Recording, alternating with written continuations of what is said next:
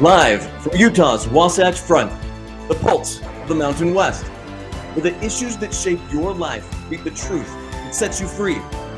Across Utah, across the Republic, and around the world, welcome. This is KMMU.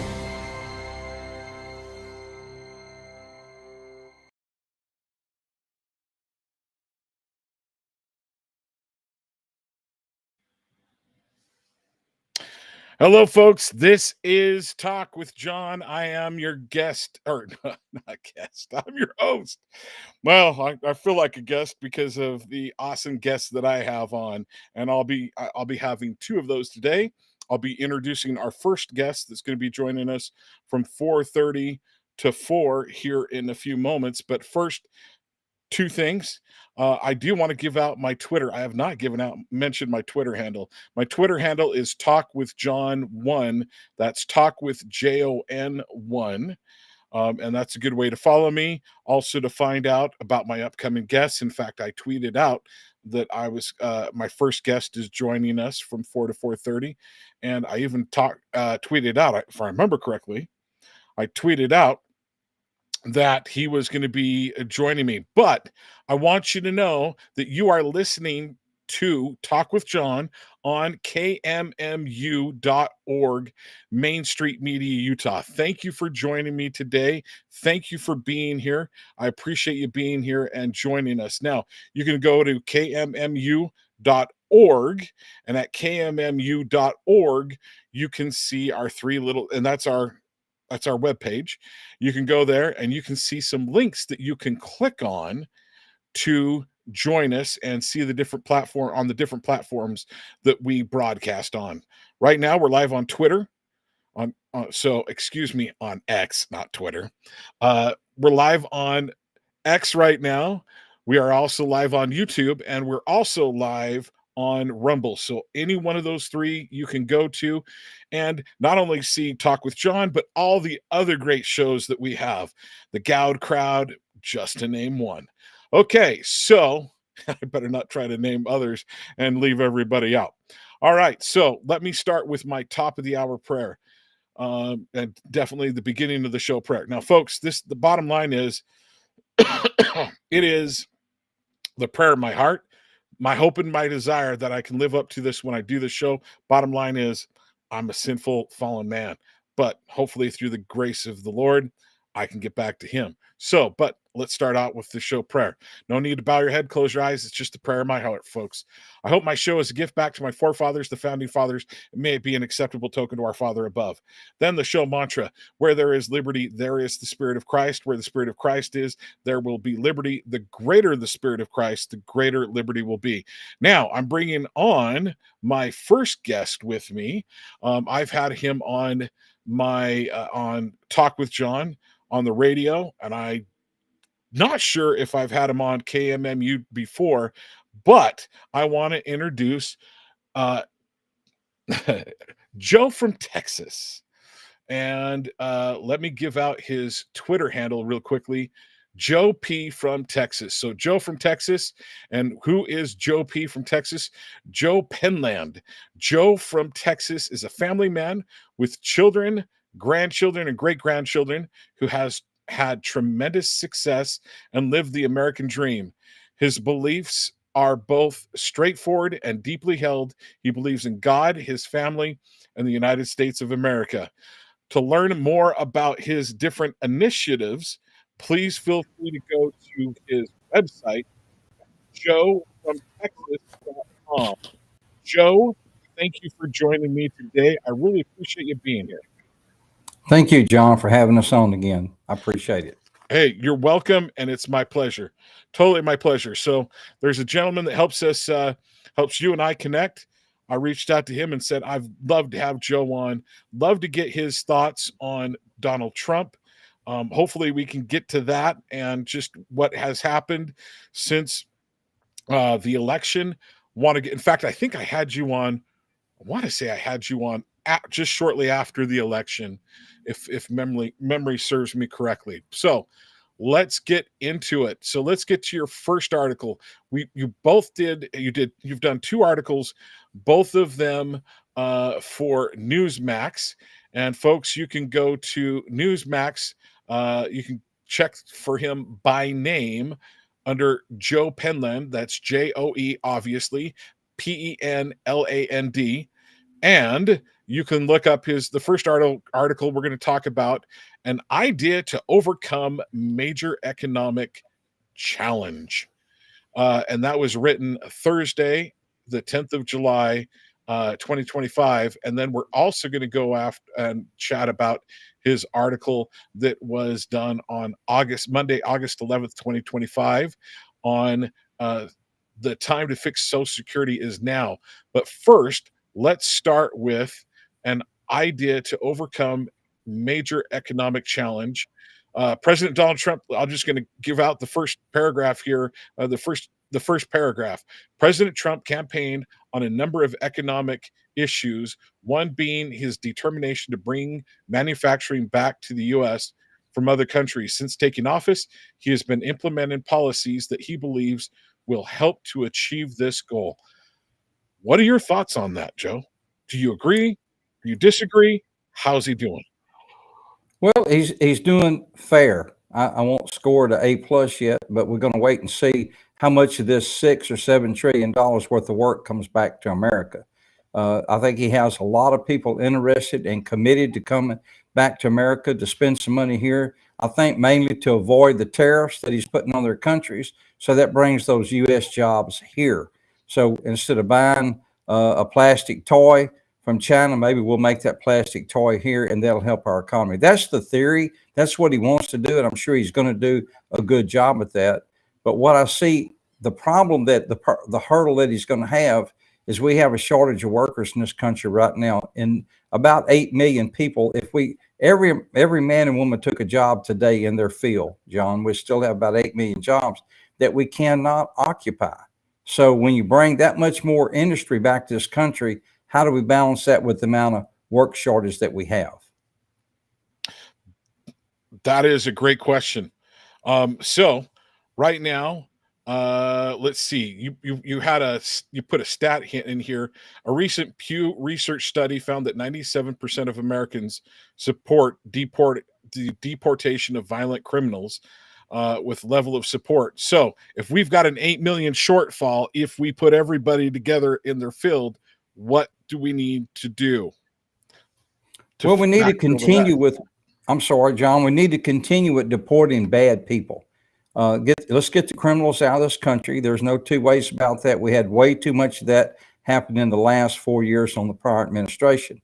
But we've had people working in this country 5, 15, 20, 25 years that have not broken any law except maybe overstayed a work visa or a student visa. Those people have been contributing to this economy.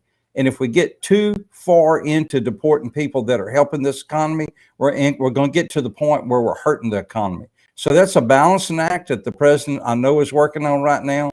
If you look back, you see sometimes that the president has made comment that we might need to change things for the farmers. We might need to change things for the packing houses or the hospitality industry. So he knows if we deport everybody that's in this country that does not have the proper documentation, we'll go too far and actually hurt ourselves. So that's what I talk about in this op-ed. How do we balance that? And I know the president's got that on his agenda. So what is the best way to do that? Because I think this has been a concern since back in I remember this being brought up back in the 90s, it being concerned of having too many people too many, and I'm going to use the term illegal aliens or undocumented workers. What do we need to do? What's the process that we should make that happen? Well, I'm glad you brought up the 90s, because back in the 90s, we didn't have as much work as we've got right now. See, back when I first started in construction back in the late 60s, a little bit before your time, but you might sit at the Armed Workers Hall for maybe 4 or 5 weeks before you picked up a job that lasted 2 weeks. We had a problem then. We do not have that same problem.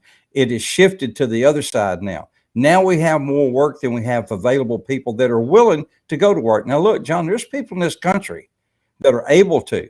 but they're not doing it. And we know why, because there's too many programs that enable them to sit at home on the couch and play the video games and so forth. So until we can spur them off the couch, we better not get rid of the people that's framing houses, laying brick, putting down blacktop, pouring concrete, and picking crops until we have somebody take their place. That's why I say it's a balancing act, and we have those people here, and we can vet those. The government has a vetting process.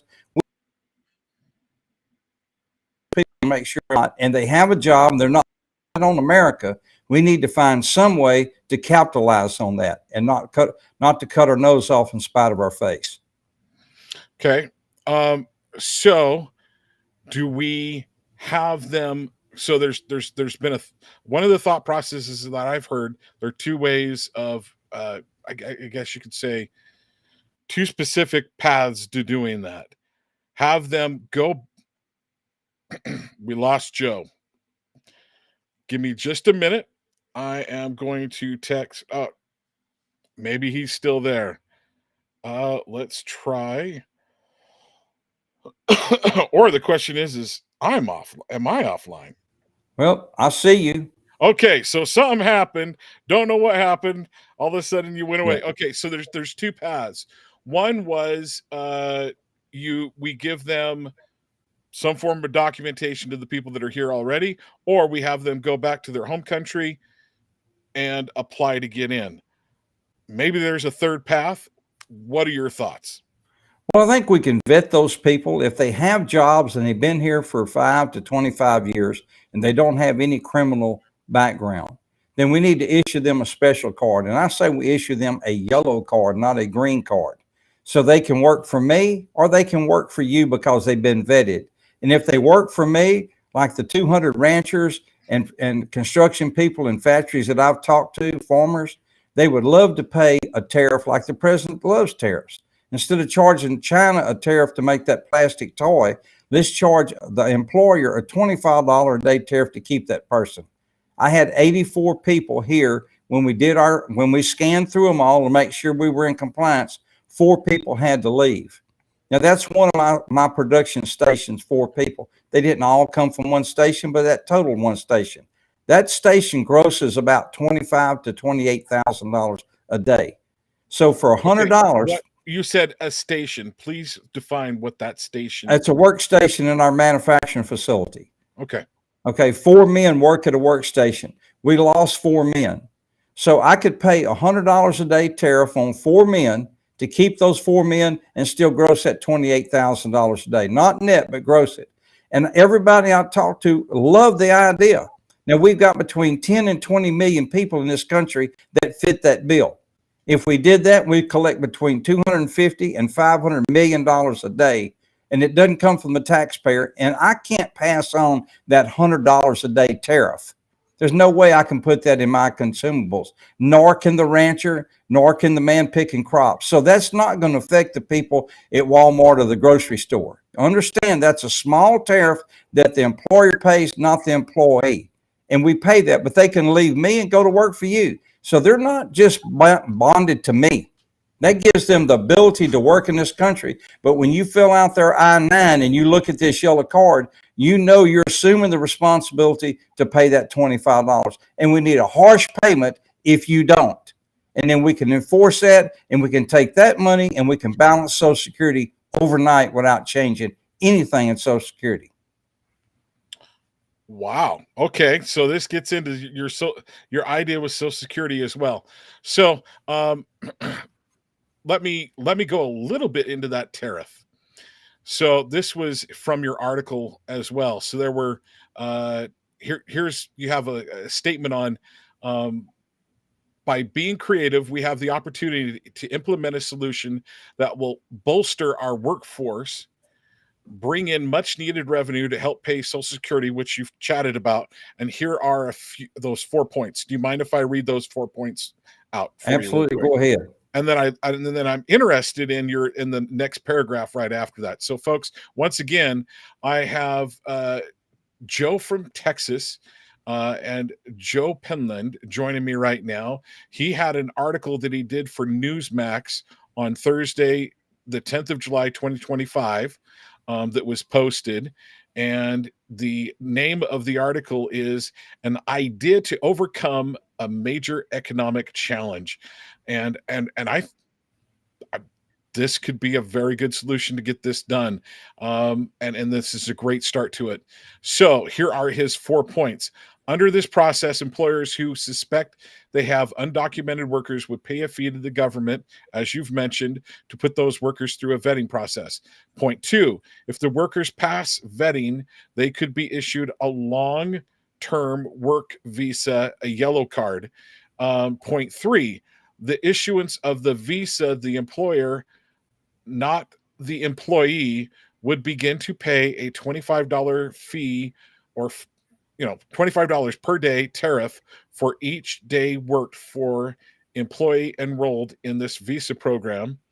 And then point 4, implement this program would not include a path to citizenship. So I want to read the next paragraph. My team and I believe it is conceivable that this tariff could bring in over $70 billion per year in calculations that we have recently updated. So $70 billion a year. What does that look like for the country? Well, last year we took $67 billion out of the trust fund to shore up Social Security. Now understand that Social Security runs out in about 8 years, and every year it's getting bigger and bigger and bigger. Now the $70 billion is on the low end, but the recent numbers that we have now today is there's between 10 to 20 million people. So if you do it on 20 million people, then that's 500 million a day. Well, that doubles that 70 to 140. We can take that and shore up Social Security, keep you from having to retire early, or keep you from staying in the workforce too long.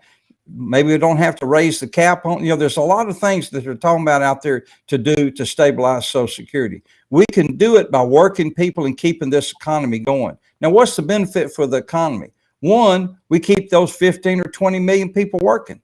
They're paying federal income tax. They would not, John, pay Social Security because they're not eligible to draw it. So they're not going to drain Social Security for our elderly people.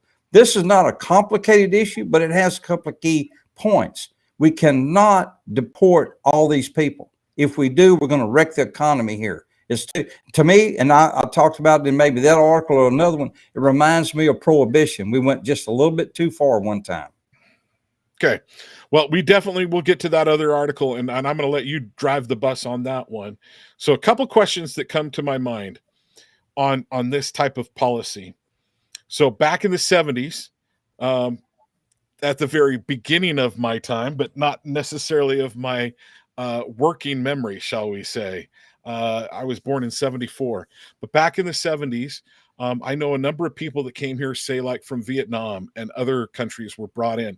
Families would actually have to have a sponsor to come into the country.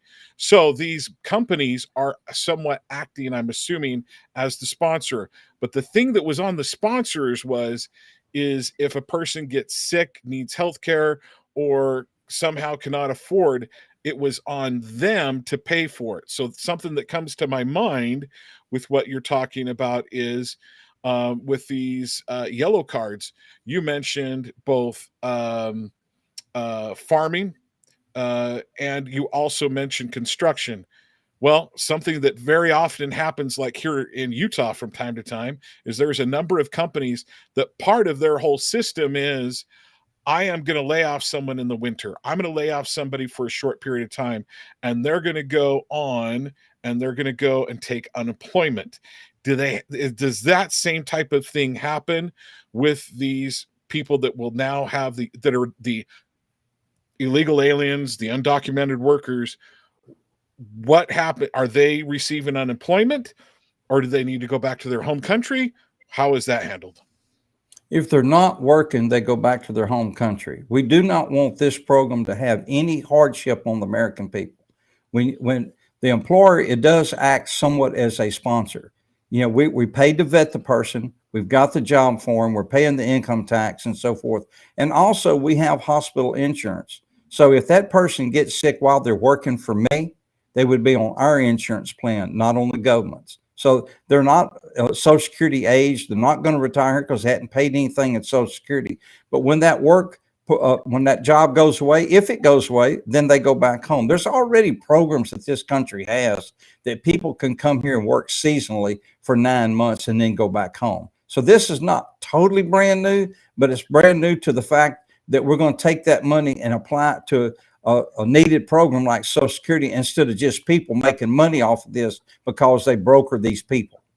Well, that's been going on for what you're talking about. In some ways, it's been going on for years in Texas and California, as far as in working for the different farms. I've not only in Texas and California on a major level, it's happened. I know that has happened here in Utah and Idaho. So those are, I know that this goes on. I'm going to guess around most of the country when it comes to the farms, or has happened. Well, let's go to your article. The time to fix Social Security is now. That was done on Monday, the 11th of August, 2025. So I'm going to read the first two sub headlines here, or the first two sentences. For years, we've been hearing that Social Security will run out of money if some action isn't taken to reinforce the program. Although there is some truth to this, the reality is more complicated. So you mentioned the OASDI, Old Age Survivors and Disability Insurance. And then you also mentioned in here, the problem is the loss of money from the trust fund that would mean that Social Security recipients would face a benefits cut of 23 to 24%. So what is your, so I'll let you continue to lead out on that one.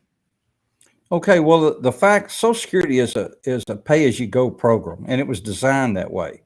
And when the first lady started drawing Social Security in 1940, 5 years after it started from 1935, there was a surplus.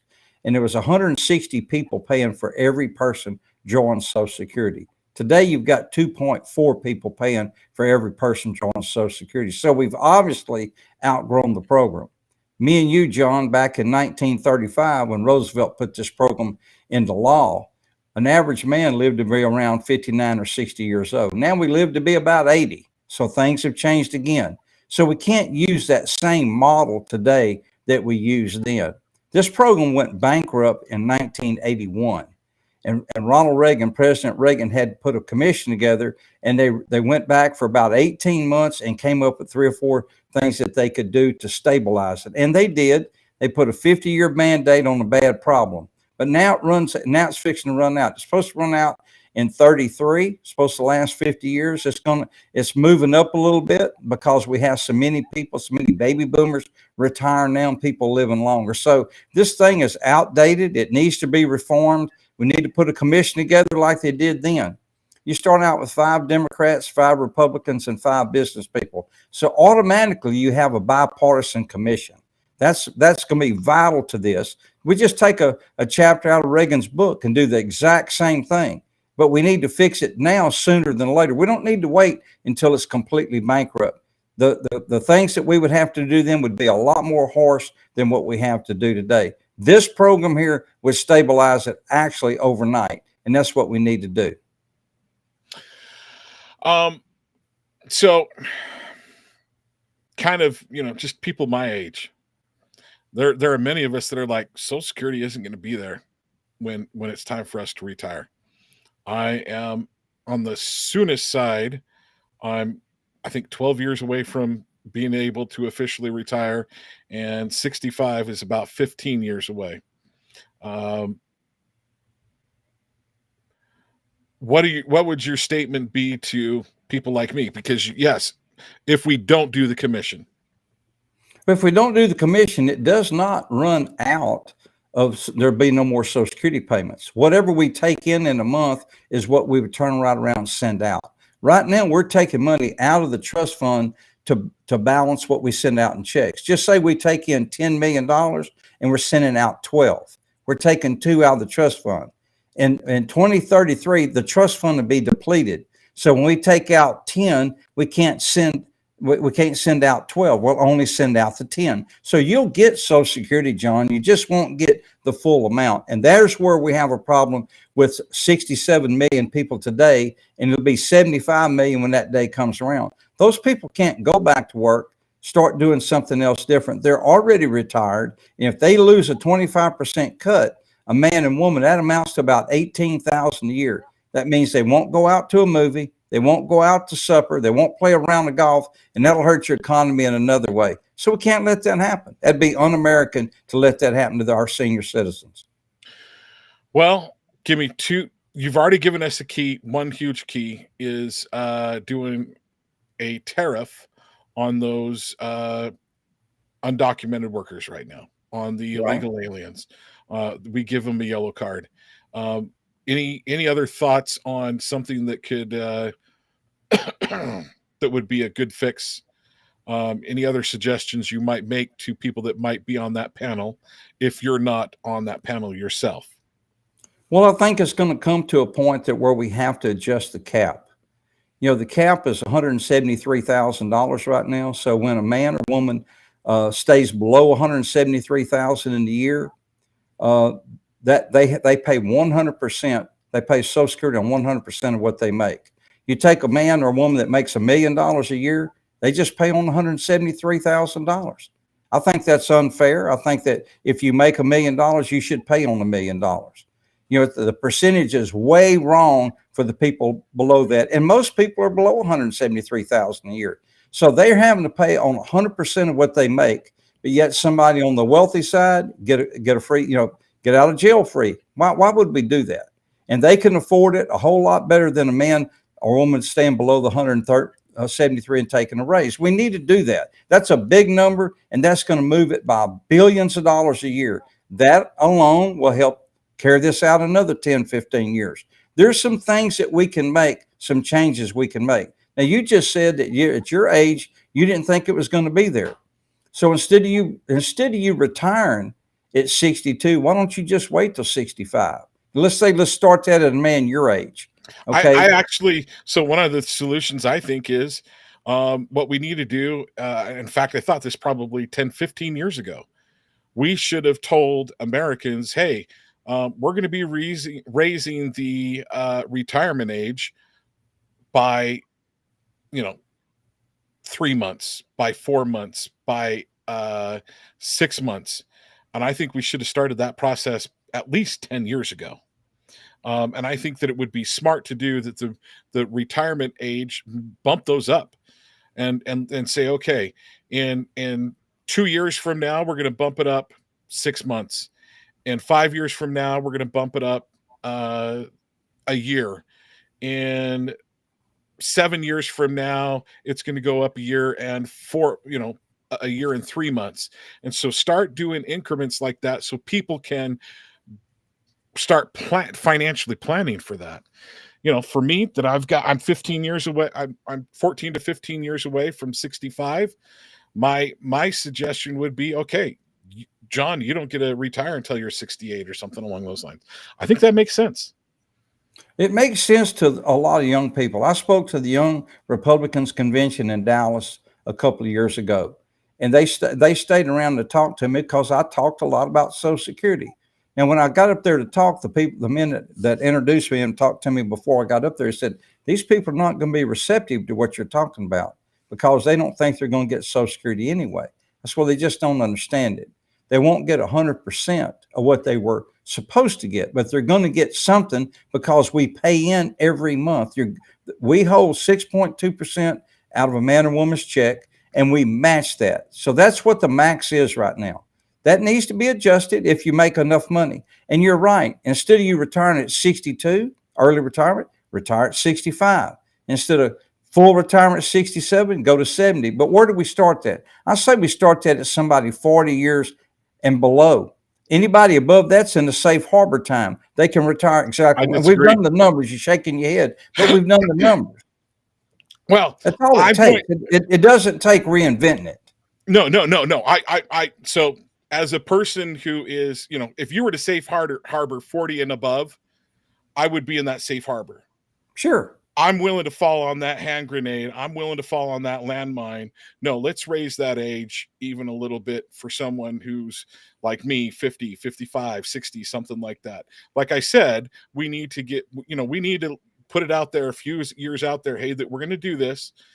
So it's not like just a complete bombshell for someone that's about to, retire. I can accept that. All right. So, real quickly, I want to say thank you for joining me. Give me last thoughts, and I want just your thoughts, your overall thoughts on how you feel President Trump is doing. Probably give me 2 minutes on that, and then tell people how they can find you, please. Okay, well, the president's doing what he said he was going to do. Number one, he shut the traffic coming in over the border. Last month, you had 0 people coming in. Can you imagine going from 10,000 a day to 0? That's a pretty big accomplishment. So we know that happened, right? He's getting rid of the worst of the worst. And unfortunately, some people that are not the worst of the worst are getting deported too. So hopefully that way, if we did this, what I was talking about, and we gave every company about a 90-day safe harbor time, if you think you've got somebody that may not have all their documentation, let's vet them. Now, what happens when we vet them and we see they're okay? That means that many ICE does not have to deport, and that's a cost that we can save the American taxpayer there. We're looking at $500 million, or no, $500 billion to deport that many people. We can cut that in half if we put this program in place. So there's some things we can do. I think the president is receptive to a lot of this. I think maybe a lot of this will take place after midterm. I'd like to see him do some of it before midterm. I think if he does, he'll pick up seats in the House and the Senate, and I think we'll be a whole lot better off for it, because we need to put the elderly people's mind to rest that they're not going to get a cut on their Social Security. That's almost 70 million people now, be 75. That's a huge voting block, and they go to the polls at midterm. Well, Joe, please tell people how they can find out about you. Go to joefromtexas.com. Pull us up, and we're on a lot of things, but that's the main source to get to us, and I hope and pray that we'll get this all behind us like you. I start my day the same way you start your show. Well, you're a good man, Joe. You're a good man. Thank you so much for joining me again. We look forward to having you back in the future. And God bless you, man. Good. Same to you, John. Thank you. And God bless us all. Take care. All right, folks. That was Joe from Texas. We appreciate him joining us today. We are grateful that he was on. And folks, you can learn more about his articles by going to Newsmax. Type in Joe Penland at Newsmax, and you can find more of his articles that he has put out.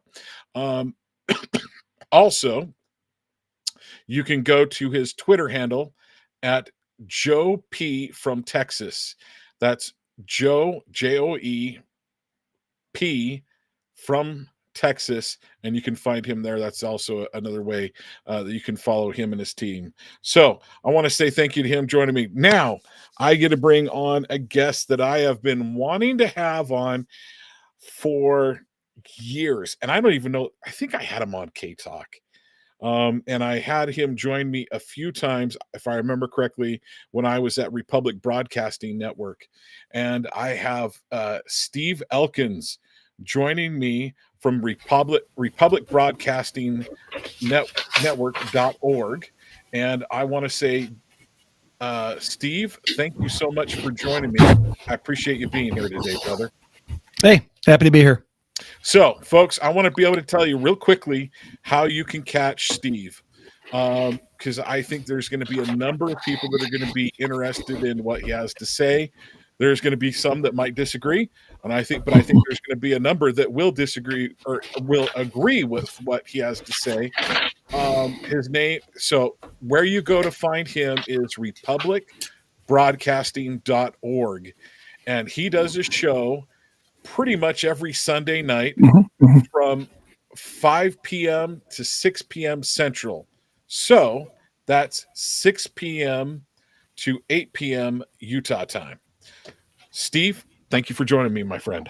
Happy to be here. So we have, I want to start here.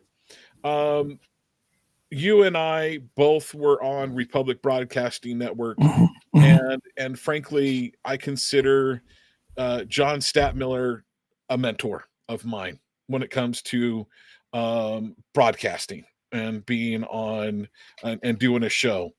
When I very first started working on K Talk, and in fact, Steve, you were in Utah. You've lived in Utah, and you used to live or Yeah. listen Yeah. to K Talk. And were you even? Did you? I can't remember. Did you do a show on K Talk?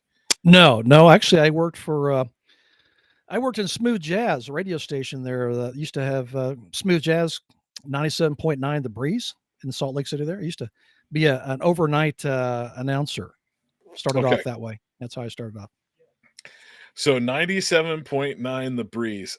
Which is gone. Remember that station. It's gone now. It's gone. Well, History. yes, it is. And real quickly, I want to say thank you to my producer, Dwayne. He is happy trails. I want to say thank you. Have a good drive, Dwayne. Hope that you have a safe drive down to Salt Lake.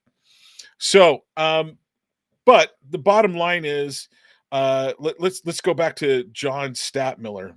Sure. John passed away, I believe it was November 4th. Was it 2021 or 2022? It was the 5th, November 5th, and it was 2022. 2022. Okay. Yeah. Dang it. Sorry, I got that. Actually, the reason I always remember that, John, is because November 5th is my anniversary date on RBN, be coming up on 8 years now. So here I was coming up on my anniversary to say, hey, I've been here, 6 years at the time, 5 years at the time. And I really couldn't say anything about it. I couldn't, a celebration, nothing there, because I had to come on that Monday night show that John and I did together, and the National Intel Report, and give the terrible news that John had passed away that morning. Big shock, big shoes to fill. I got to say that. And John came down and spent some time with me in Florida, and John is kind of like the big brother I always wanted and never had. And again, those are big shoes to fill. And we have quite a history, a lot of good memories John and I shared together, and a lot of late night discussions, sometimes a little heated on air, sometimes heated on air, and it was never scripted. People are saying, oh, that's scripted. They're trying to just boost the ratings. No, it wasn't.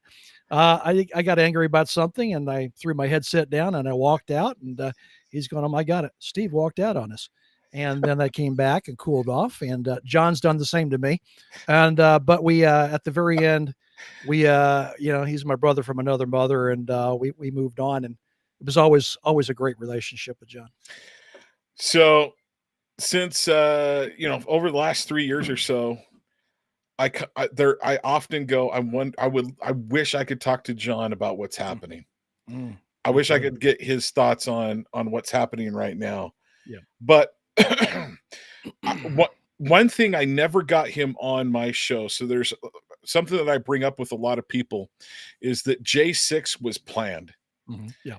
And it was a staged event. And I use John Statmiller called me up and said, John, let's go back, talk with John. Let's go back to join me in Washington. Let's go back to Washington. He goes, I've got a place where you and I could stay. Come and join me. And I'm like, oh. I tell you, there was something, I believe it was the Lord was telling me, don't go, because I would have been one of those people that would have walked through the building. I would have gone in. Well, I got that same call also. Even John called me even on the trip halfway through and said, you can still meet me there. And I said, John, this is, they're going to set something up. Something's going to happen here. It's either going to be a false flag or something. Don't get in trouble. Don't get pulled in, swept into the stuff. And he said, I'll be smart about it. I said, please do. But, and he did not enter the Capitol. But, I swear I knew something was going to happen. And, as it folded out later on, I was absolutely correct. And the whole thing was staged. The DC police, the FBI and the crowd, taking down the barricades, come on, walk on in, inviting people in, and then saying later on that they were hostile and violent. And when the only people were killed, one person was killed, was a young woman crawling through a window who was no threat to anybody, shot in the head. Yeah, the whole thing was staged, major staged. Okay, so did you have and that I know of, Steve, you and I have never had this conversation. This is totally, you and I are just No. two dudes spitting stories. Yep. Well, not spitting stories, that's bad, but two guys just chatting, and the audience is going to be along for the ride, because I'm not 100% sure where I'm going with this. Okay. But did Roger and I did a show on K Talk, and I want to say on RBN, because I wanted it recorded. Unfortunately, I never got Jon on a mic, and I don't know that he ever gave it on a mic, but he called me within hours after this happened. Did he tell you what he saw on the facing the front steps, and as far as when it all began, when things started to blow up and go sideways? I don't think he was that close. He was back pretty far. He didn't give me any indication. He said a lot of people showed up. I said, ballpark it. What do you think? He said, I don't know, maybe 800,000, maybe 1 million people here. I think it ended up being like 1.5.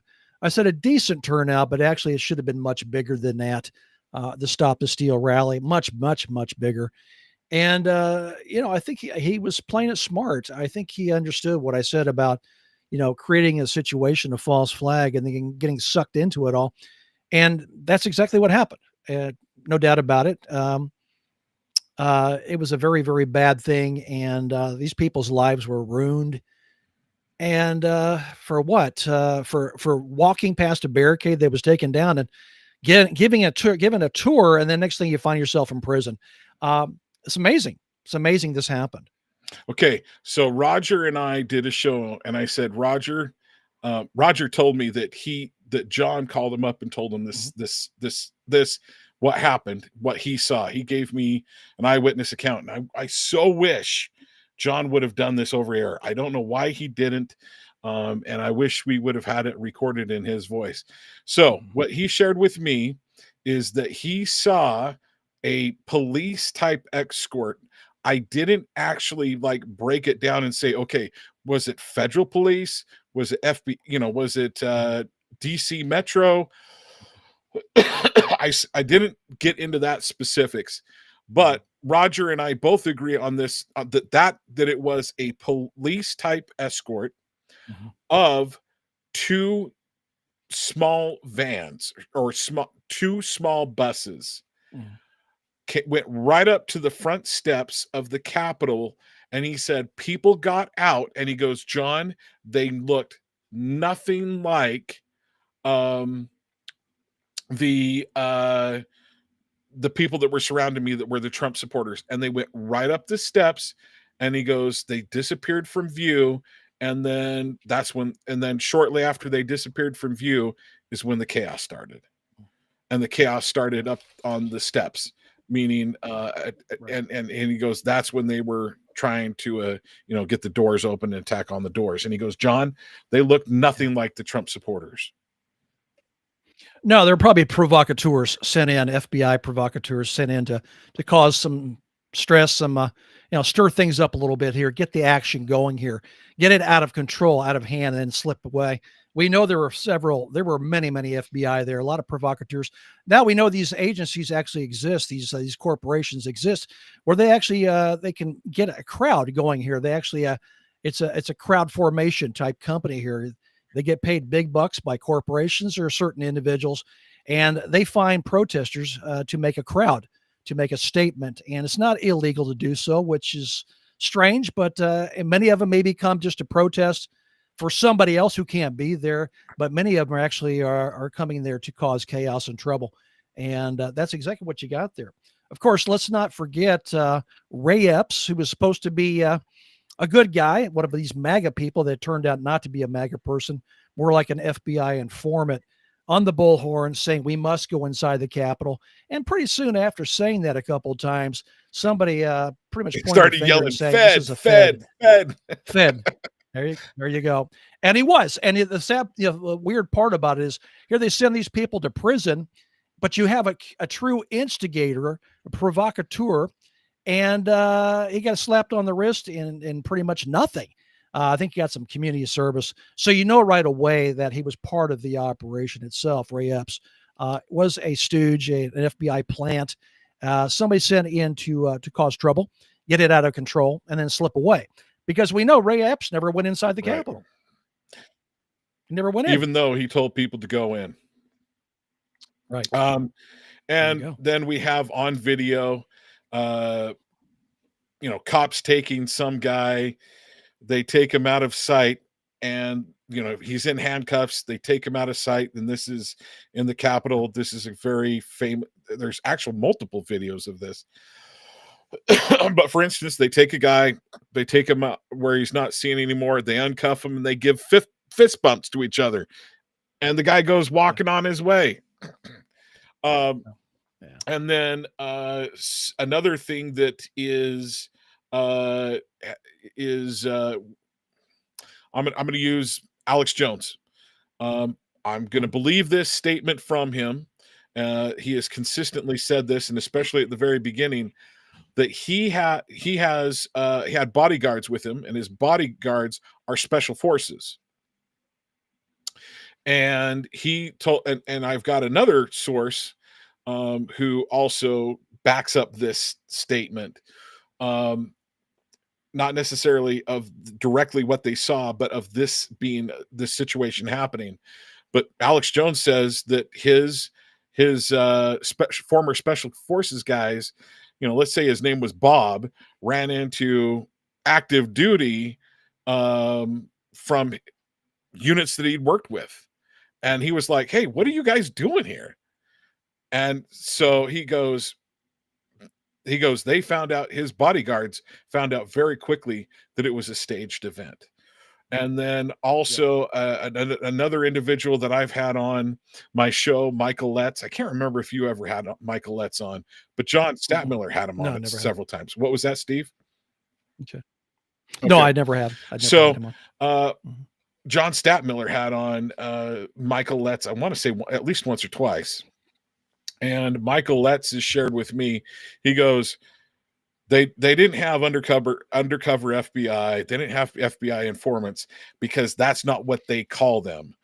They have a different term, but that is the nomenclature for the rest of us individuals. Yeah. But because in the congressional and Senate hearings, when they said, "Did you have FBI informants in the crowds?" the answer they gave was no, because that's not their term. But the bottom line is that is exactly what it was. Well, we now have from all the J6ers, they would team up and use the same attorneys, and we have video proof of actual federal employees, not just of the FBI, but of, I believe, the DEA and other agencies that were there. On top of that, they had, for a lack of better term, it was FBI agents, or informants that were there and that were instigators. Right. We know that Antifa was brought there. So the bottom line is we know that the government is willing to stage things to rile people up. And I think that the whole idea with January 6th, what they were hoping for, and because the talking point of soon as the event happened, they called it an insurrection. It wasn't an insurrection. I have had a former Marine on, and he that actually was a captain in the Marines, and he was at U.S. embassies, and he goes, "You have to have an armed group coming at you for an insurrection." Nobody was armed. Exactly. No, there's nobody armed. This was not an insurrection. They actually couldn't even call it a trespass, because again, like I said, taking down the barriers and telling people, come on. Let's be specific. What you said, taking down the barriers, their own people took down the barriers. So meaning the federal government, either the federal government employees or federal government provocateurs working for the provocateurs working for the federal government took down the barricades, and then they opened the doors. So this is another thing. He's like, Michael Letts is like, John, he goes, I know those security details on those doors. And he goes, you can't drive a Humvee through those doors at full speed. No, they are not opening. That's right. If you do that, they had to be open from the inside, and they opened interior, not, pulled open. Yeah. Well, DC police were taking down the barricades and waving people in, and walking with them, following them around. They had their flags. They were chanting, and they were walking in between the ropes. Things. Yeah. And so, no, the thing was set up. It was a complete setup is what it was. So I that was one of the things that I was wondering if John ever shared with you the seeing people brought in by the DC police. So unfortunately, like I said, I didn't get him on a hot mic and get that recorded, but I do have that with Roger Landry. And you told me today something that I didn't realize. Roger Landry of the National Intel Report that was on Republic Broadcasting. He had a show, I believe it was Sunday, like 11 Central or noon. I can't remember which. Had a stroke recently, and unfortunately, another individual that, in my opinion, will be missed. Yeah, we've lost in my coming up on 8 years in November. We've lost quite a few hosts, and not just leaving. We've lost them to health issues, and it's sad. It is sad, and we just have to keep moving on, keep doing what we can. This is not how I really wanted to spend my retirement. I retired 2 years ago. This is not how I really wanted to spend my retirement, fighting and exposing corruption and educating people. But that's what I ended up doing. For the last 8 years, I started in California a show called Outside the Matrix 2.0, which was interesting. I got 8 great weeks before I got canned and fired because I brought too much truth to the radio station on my show.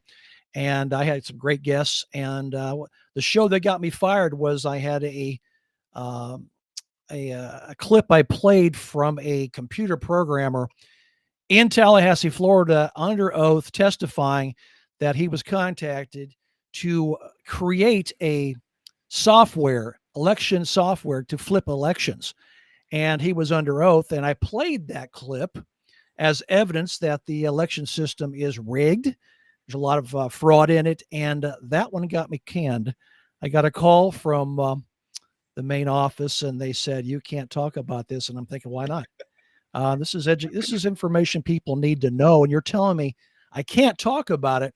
Major gatekeeping. So 8 years ago. So we're talking around 2016, 2017. Actually, take it back. The show got canned. I'm going to say, I have to look it up. I left California in 17. I'm going to say it was like 2015. Okay. And it was going great. I had calls. The phone lines were filling up. People were saying, God, I'd never heard somebody talk about these issues. It was like major taboo, except it was clean. It was just informative, but they had they said, you can't talk about these issues. You cannot talk about this. You can't talk about this. You talk about woke, maybe a liberal. I happen to be a conservative. And here, I guess I just found out that I'm on this liberal station here that doesn't want you to talk about these issues. So I violated nothing. They warned me a couple of times, you're pushing it, man. You shouldn't be talking about these issues. But I did not violate any code of ethics or anything like that. I was simply bringing up information and validated, and I could talk it and have all my sources right there and show you what's going on, and just trying to educate people to really what's going on. And that got me fired. So be it. I was given a warning, and I refused to back down. I'm going forward with the next show we're gonna do. I didn't tell them what I was gonna do. Simply did it, and after the show was over 2 hours, I got a phone call. You're canned. You're out of here. It was like an honor badge, to be honest with you, John. It was like an honor badge. I got canned for doing the right thing, not for being bad or doing something wrong. I got canned because I was doing good, and they don't like that. They don't want people they don't. giving this kind of information. And Steve, you're a rare breed. There's not a lot of people that would have.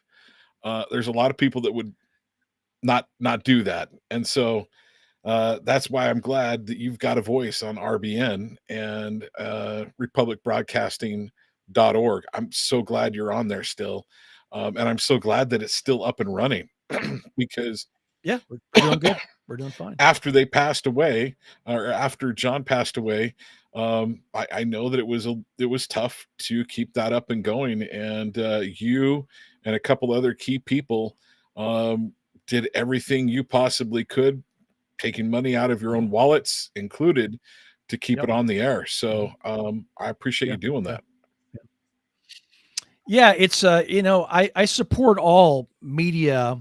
I hate to call it, we're not really independent media. I don't call it alternative media. It's Truth Radio. That's what I call it, Truth Radio. And there's a couple others I support and follow and have been guests on their shows. I support them all, and we all should be working together because we are, as a collection, we are a power, something to be dealt with. We're growing. We're doing fine. I have no concerns right now. We're doing great with RBN. But again, I support all radio, Truth Radio here. And it's a good time. It's actually a good time right now because we are growing, because people are so tired of the mainstream media lies. You can catch them. They're losing their audiences. We know that. Some of them are on their way out. It's perfect timing for us because people say they just want to be told the news.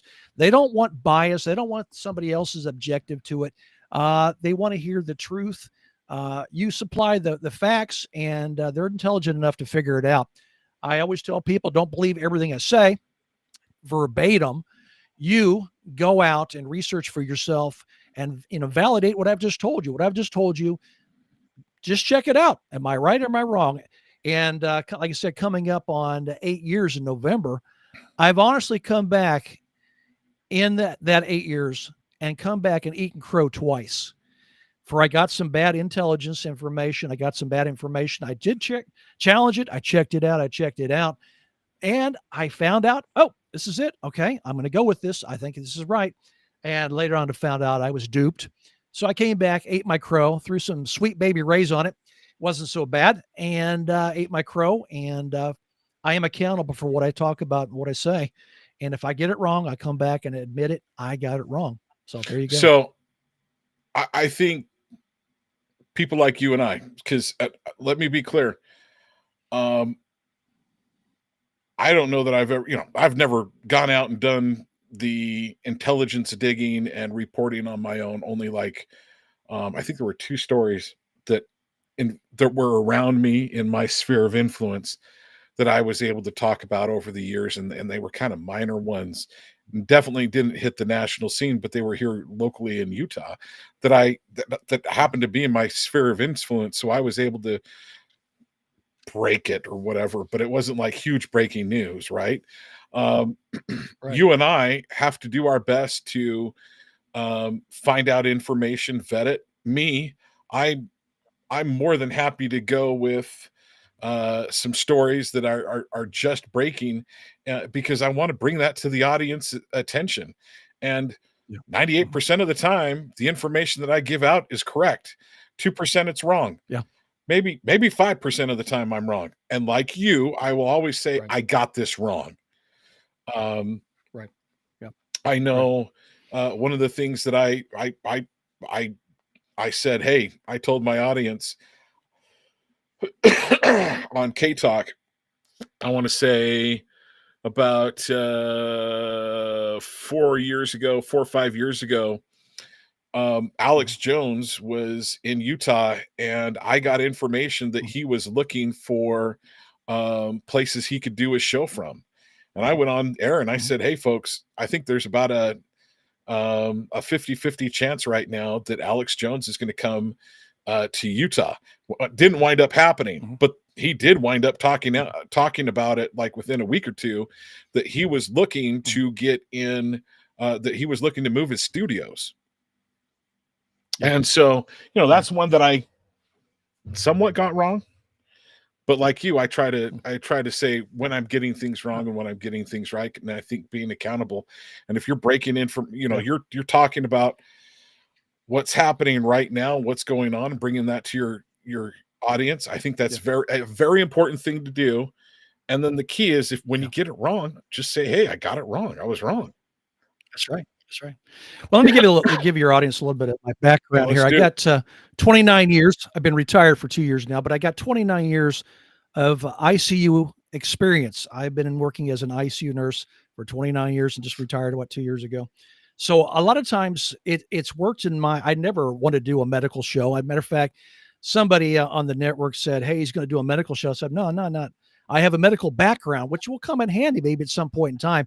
Yeah. Boy, I had no idea it was going to come in handy. It came in handy with the George Floyd thing. I pointed out the fraud in the George Floyd case in Philadelphia there. And then right away, right from the very beginning, I pointed out the fraud in COVID, the vaccines, warp speed, all that stuff. And then you and I had interviewed Dr. Peter McCullough, which I've got to be good friends with. He's called me up on occasion at the house and say, "Hey, Steve, this and that." We talked about some things.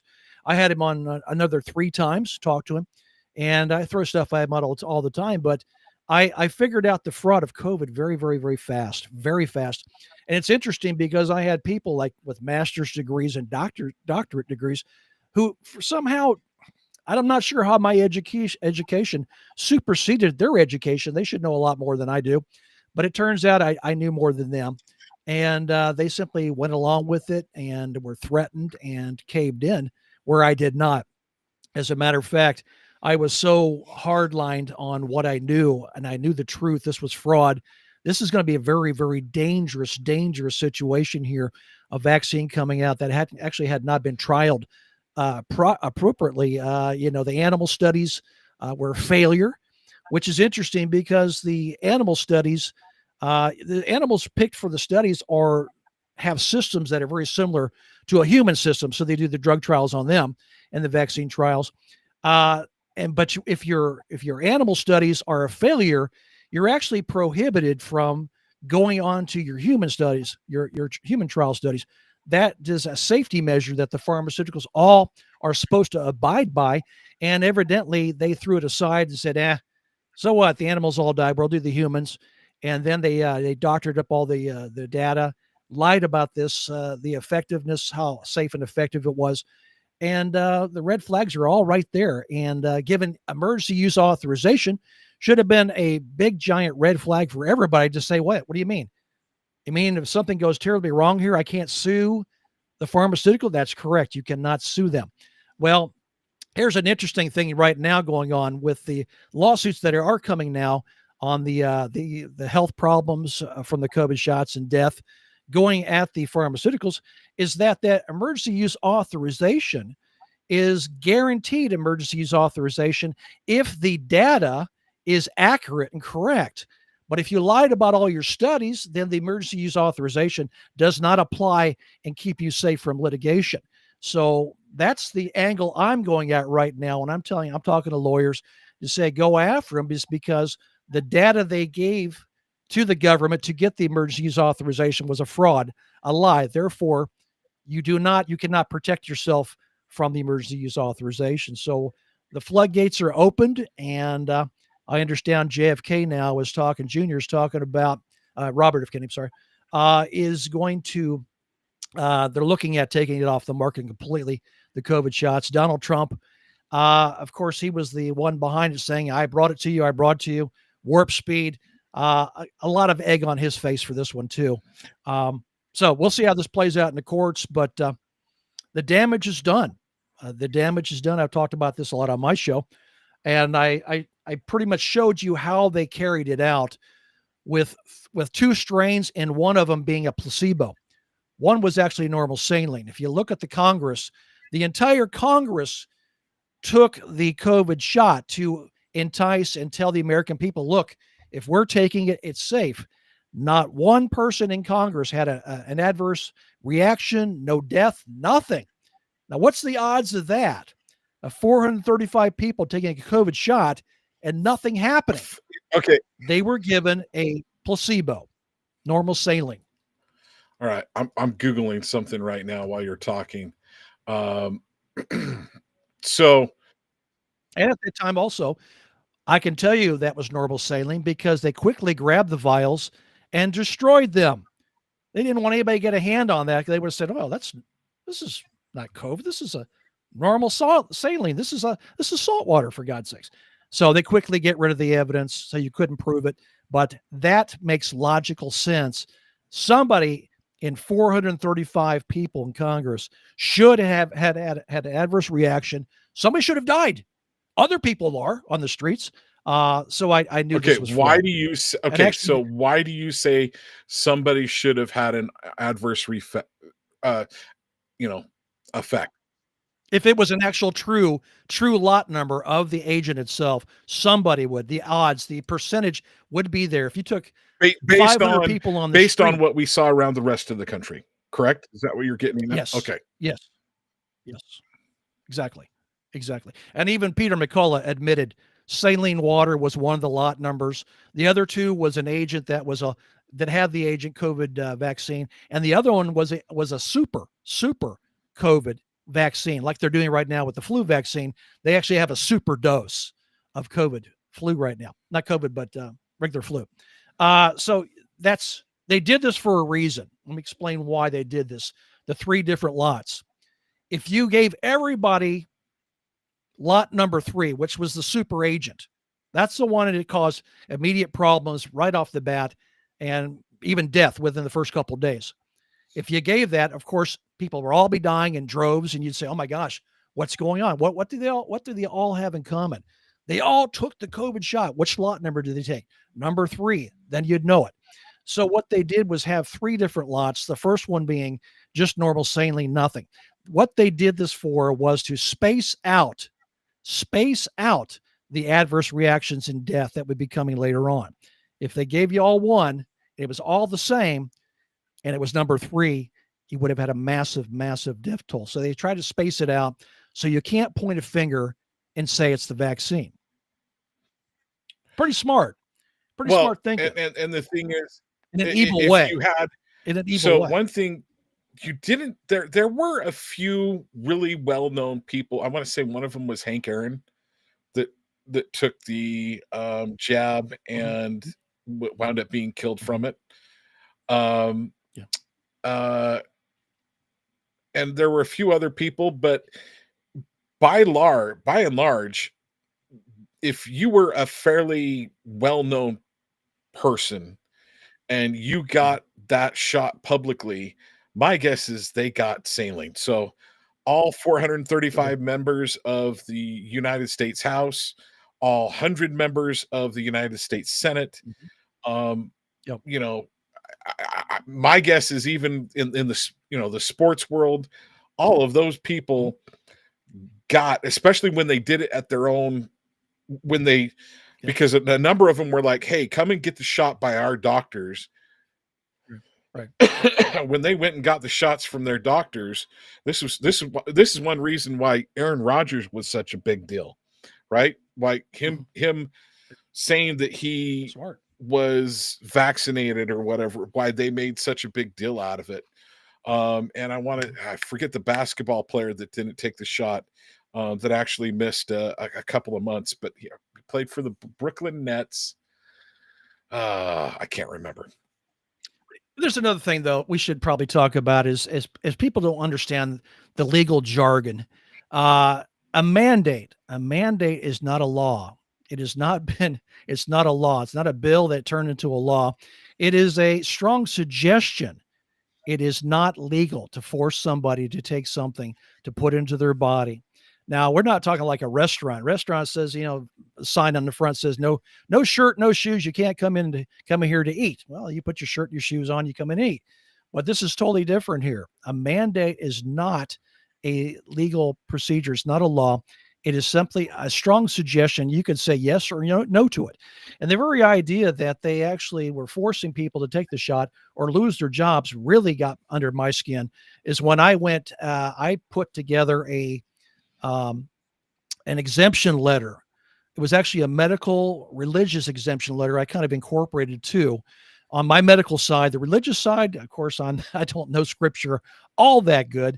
I had the help of a caller from RBN. It was a retired nun, believe it or not, and she got on the phone with me, and we worked on it for a while, and I came up with a masterpiece. I got to tell you, John, I'm a good writer, but I tell you, it was good, folks. It was good. This is my masterpiece to the world. And people were all saying, "Can I have it? Can I have it?" I told them not to post it on the internet. I don't want it to be a template. I want to get you out of taking these shots. And so people saying, well, the government was going through this little, well, if you turn an exemption letter in, and then somebody has to look at it and decide, well, I'd like to know who the decision makers first are, but they never tell you that either. What's your background? But I must have given the exemption letter out to over 1,000 people that wrote to me. I sent it to them, and I'm very happy about that. I don't know. It was just a perfect moment for me to sit down and write this. This is like a masterpiece. I'm very proud of it. And I haven't had a request for it in ages because, of course, the fraud is over now. They're not forcing people to do this anymore. And actually, it's all blowing up in their faces now, and the lawsuits are coming. Well, let's hit a couple. Let's go over kind of some topics that we probably want to cover. I want to get your thoughts on Donald Trump. I want to get your thoughts on Netanyahu, Israel. I want to get your thoughts on Ukraine, Russia, and I'm trying to think if there's a few things that you've texted to me over the last month. Want to get your thoughts on the U.S. I don't know if they actually did wind up auctioning off the $325 million yacht, Russian yacht. I don't know if that actually went through. But I'm trying to martial law. I definitely want your thoughts on that in DC. And trying to see if there's you sent me also another one on Hillary Clinton coming out with I think she kind of did a backhand, had to compliment with Trump. And she's trying to save herself. She's trying to save herself right now. There's a lot of investigations going on. This is one of those, right. Like it's like a kid who's in trouble, and the kid who can turn you in, you're going to be super, super nice to him, and you're going to give him your bologna sandwich at lunch. You're going to give him all these nice things. Hopefully that the guy softens up and says, okay, I won't turn you in. She's just sucking up, trying to save herself is all she's doing. A major flip there. Yeah. To say that I would vote for Donald Trump to get the Nobel Peace Prize. That's a total flip. And that's not the real Hillary Clinton. She's a phony, and she's just trying to save herself. Okay. Right So now. where do you want to start on all the topics that I mentioned? Well, let's start off with Donald Trump. I want to throw in one more topic. What do what you think is the number one thing that if we could fix in the United States, that it would start turning things around? And I'm going to put down number one thing to fix. So, okay, easy enough. I can nail that one quick. The number one thing you fix, first of all, I know we don't have much manufacturing in this country. You can blame the politicians for that. Back in the 70s, I remember when I used to turn things over and said "Made in America," "Made in the USA." You don't see that anymore. Now it's everybody. You turn over something and it's made in China, Indonesia, Vietnam, other places.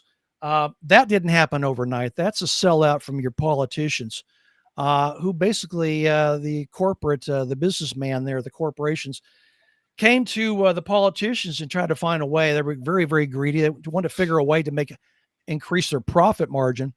And knowing that people are your number one cost in a business here, how can we cut the cost? Well, hey, let's see if we can offshore some of this stuff in some sweatshops overseas here. We'll do that. We'll get cheap labor. We'll bring it back and mark up the price. Great. We'll make a nice profit. But we also avoid the unions, which were a problem. We'll avoid the EPA standards, pollution standards, and mainly the unions. The unions were a huge problem. At this point, I think there's 7% of the workforce now is a unionized workforce. I think it was 11 at one time. I think we're down to 7. It's not a big thing anymore. But the union demands, the pay raises, the strikes, all these things. The corporation said, "I'm tired of this. I'm tired of this." So they found ways to go around it. The politicians made the laws easy, loosen them up a little bit so you can offshore to another foreign country and then bring the product back and a cheaper price because of the cheaper labor. And then Americans, John, actually got quite addicted to the cheap pricing, which is why you probably cannot bring back manufacturing, at least in electronics and some other things. I don't think you can bring it back. I'll give you an example here. You go to Walmart and boy, those 55-inch TVs or bigger, they're really cheap now. I mean, I can buy a decent one for, let's say, right around $350 for a nice 55-inch TV. Well, if you bring back manufacturing to the United States, of course, the unions come back, the EPA standards, all these different rules come into play, and now the price goes back up. And so your $350 TV is probably going to be more like $750 or higher. And people say, I don't have that kind of money now. I don't have that disposable income to pay that for the TV now. So again, that's not going to work. What left will creep back in, and the unions is a big part of that. I'll say right off the bat, and I said this from day one, Donald Trump's tariff war was a very bad idea. And if he were to pursue it, I suggested he should pursue it with one country only. China was your biggest violator of tariffs. So mark them, work on them. If you find success in a tariff war with China, then the other ones will fall into place. The other countries will fall into places. It means business. We better come up with some better arrangements here on tariffs. And that works. But to actually make a tariff war on the entire world is an insane thing to do. And I want to talk about, as far as a tariff goes, I mean, Donald Trump said about 2 weeks ago, billions of dollars are coming in from the tariff war. That's true. But they're not from the country. They're from you, the consumer. You are paying more now. A tariff is a sales tax on top of an already existing sales tax. What you are buying now, hyperinflated because the corporation or the retailer now has to get his money back for paying the higher tax on top of a tax already. He has to pass it on to you. I used to work in retail a long time ago, and I'll tell you, it's called loss. It's what's it called? Shrinkage in that world. And that's theft in a store. When Walmart loses a lot of money in theft on certain stores, they go back and say, well, we can try to beef up our security, catch these people. But in the end, what they do is increase the prices on all their products that they can. A little bit here, a little bit here, a little bit here, and it all adds up to make up the difference for the loss of shrinkage, the stolen merchandise. Whether it's walking out the front door or it's walking out the back door, a lot of employees have been caught with that, stealing from their companies. So the tariff thing was a very bad idea because the billions coming in is not from the corporations to punish them. It's simply coming in from the consumer, and that's you and me. So that's a fact. And actually, very few people are talking about that. There's a couple on the internet are talking about it. Jimmy Doyle is talking about it. Jimmy Dory. A couple others, even retired Colonel Douglas McGregor. He gets it. A lot of people get it and understand it. They're saying exactly what I'm saying. I said it a long time ago, but now they are saying it. So it's not the truth if you're telling people that the money's coming in from the countries as a punishment from the tariff, that's not the truth. The tariffs are being put back into the pricing. And when you buy something, you're going to pay more for it. So it's driving up our inflation. And that's the tariff I call it tariff inflation is what it is. So there's a couple thoughts that I have right now is I want to go off of just your thoughts on the union. So the peak union workforce, the highest percentage that the unions ever made up was 35% in 1954. And I Googled this, so that's where I'm getting my information from. Then in 1979, you were right, in the 1970s, that's when the highest That's when the unions hit the most union members, and that was at 21.2. And you are correct that it's now 11% now. Is 11? So one thing is that happens when you have the workforce is a union workforce of somewhere in the neighborhood of 20, 10, especially around 15 to 20%. Almost all your products are going to have union materials in them. A car, you can't get away from a car not having union materials at 15 to 21%. If we were able to bring those all back in the United States, and you're right, the prices would go up. And then you were absolutely correct in mentioning that you've got the EPA and all those OSHA or MSHA or whatever the case may be, Right. that kills business and getting business done. Right. It does. Well, more regulation. I mean, we did see one president in our lifetime, that Ronald Reagan, understood that regulations, if you do go deregulation, you'll spur the economy, you'll spur industry, there'll be more production, and we all do better. Kind of a trickle down effect of economics. Yeah, I mean, think about it. I mean, I live out in the country. Why is it that I have to contact, and I have a lot of land I'm sitting on. So why do I have to go to my city and pay a permit to have a small little mini barn put on my property? What justification do they have to say that I need a permit, and these permits cost hundreds of dollars? It's my own land. It's not a house. It doesn't have electric. It doesn't have plumbing and sewage to tap into anything. But that's the rules and that's the law, the regulations. It's a huge scam. Yes. And I'll tell you what another thing is a huge scam is licensures. People think, licensure means competency. I have worked with a lot of nurses who have licensures, and they're terrible nurses and they're dangerous. So a licensure does not equal to competency, being sharp on your toes. I can tell you that for a fact. But that's a scam that everybody has. Oh, you have to have a license. You want a license? Basically is a closed shop union in your state is what it is. If you want to work in my state, you have to have a license. It doesn't mean you're smart. Doesn't mean you're a good nurse or a good electrician. It means you just paid the fee to get the licensure. So I have an issue with that. What should be done in lieu? A competency, actual competency.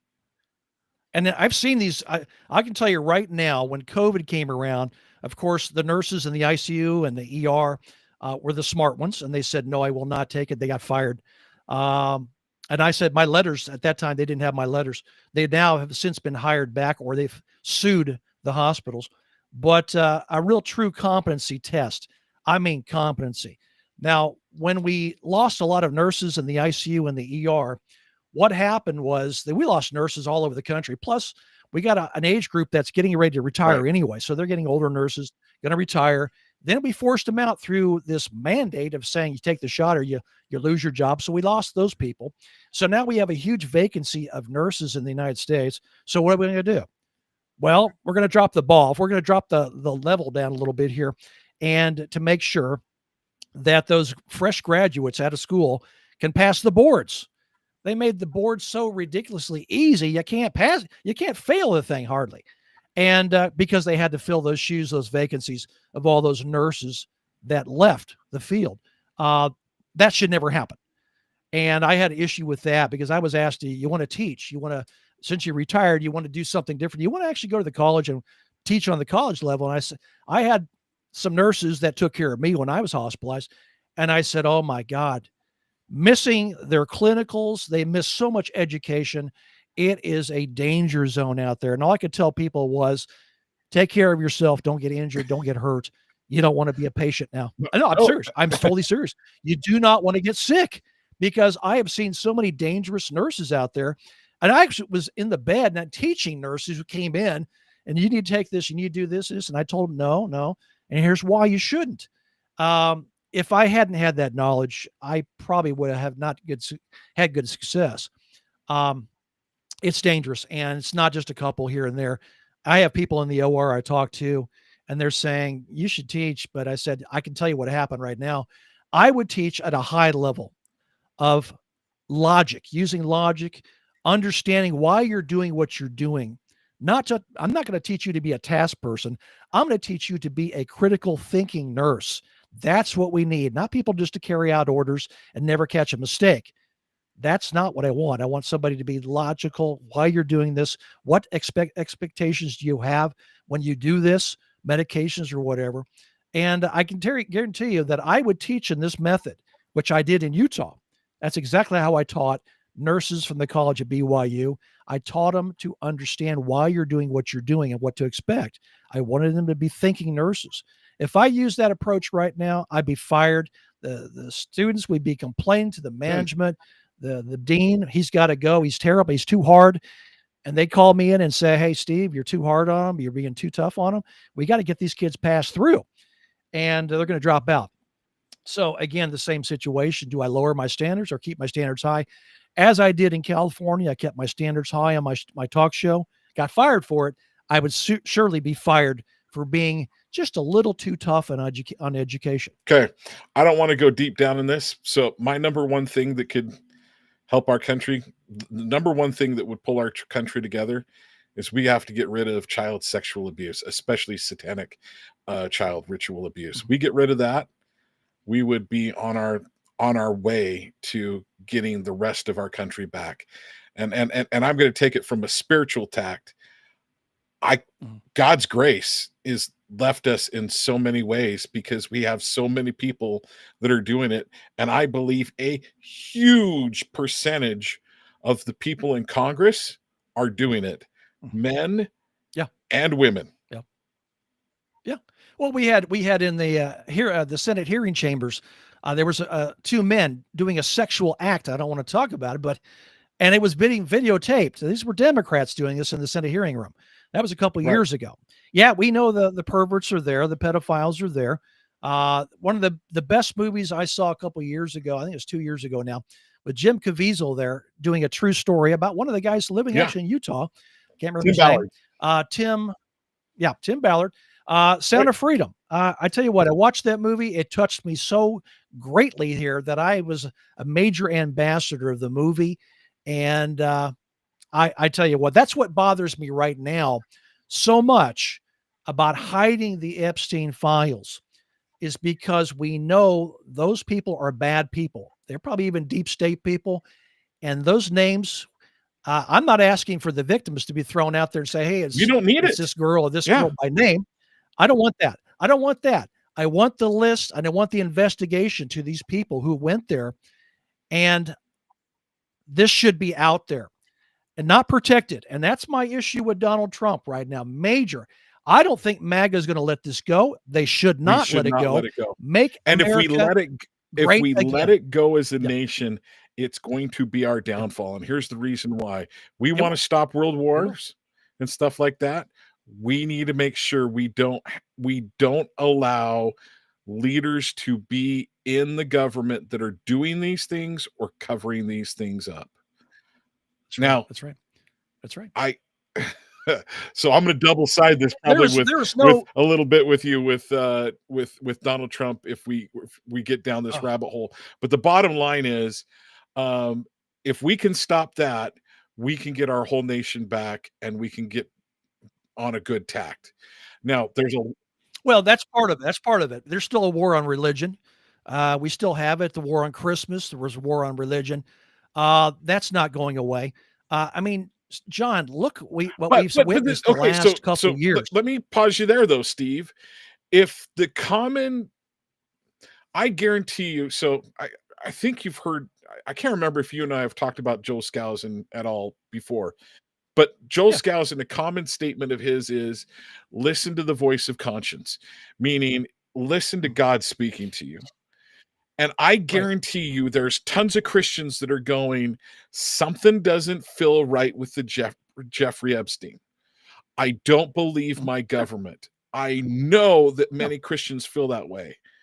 but we're not Yeah. willing to speak out about it and say, well, I've got a good congressman, or Donald Trump's a good guy, or, JD Vance is a good Christian.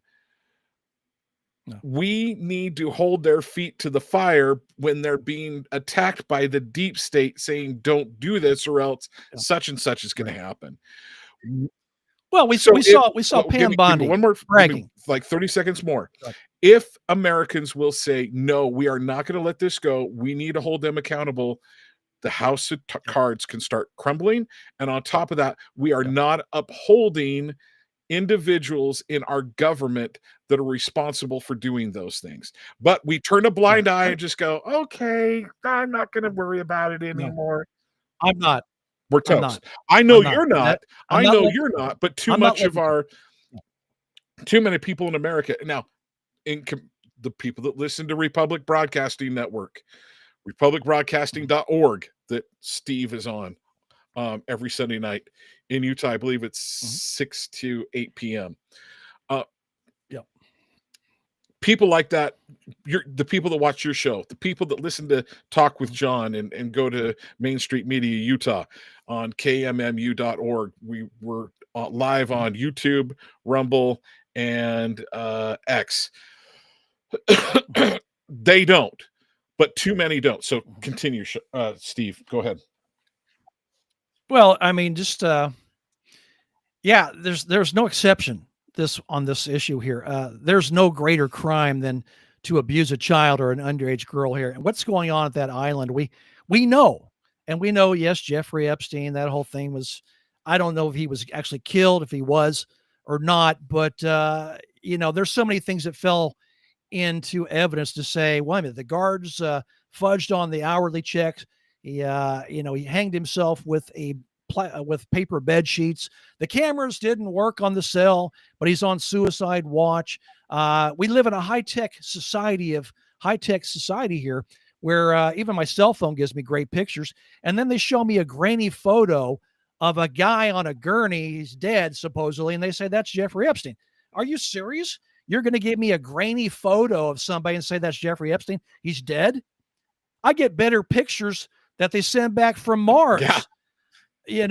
And they're showing, look at these pictures on Mars, and you got a cell, and if a camera they give us pictures, it's grainy, which is your red flag to saying they're lying to you, because we should be. And then the video that shows his cell, quote unquote, to where his cell is, it's not even into the hall. It's not into.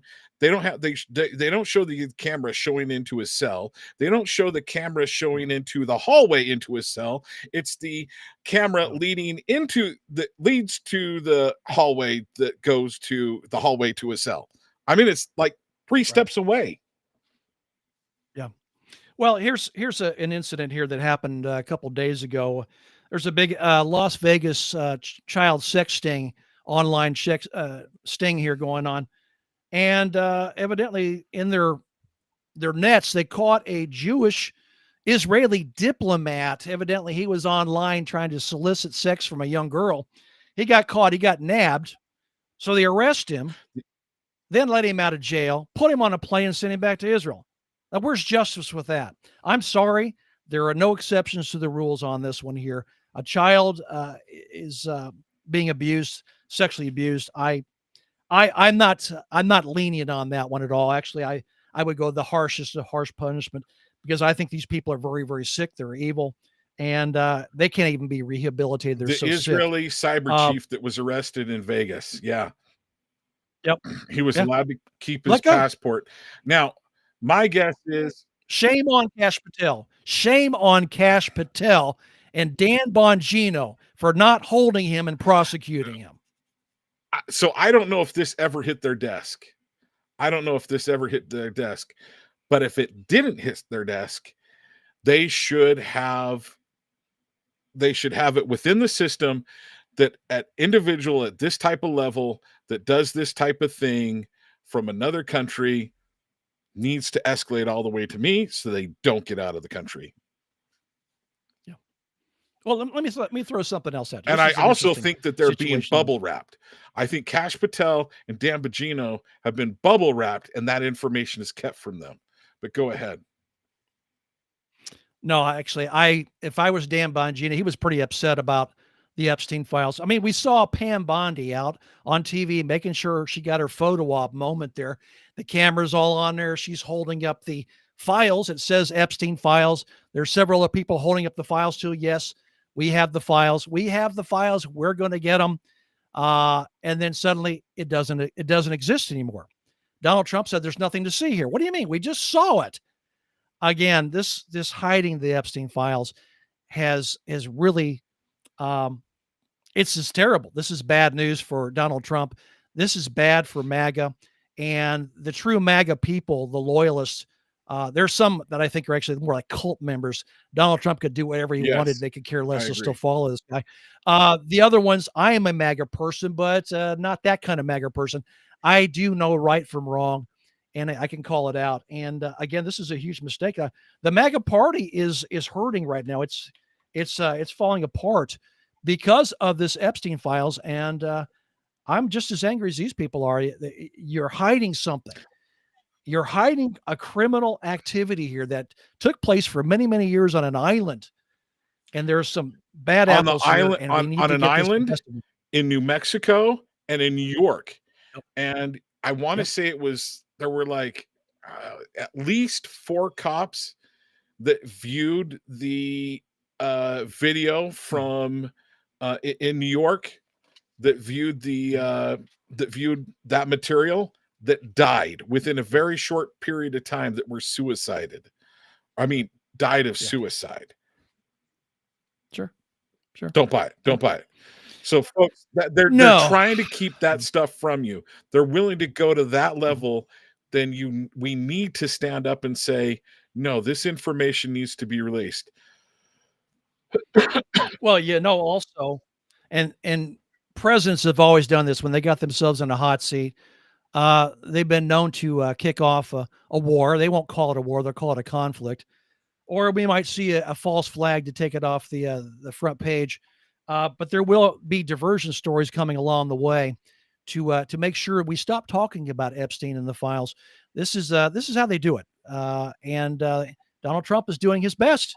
He's doing his best, whether he uses the Ukraine and Russia war, or he's actually not talking about the Gaza thing. He's turned a blind eye to that, which is genocide and a crime right there.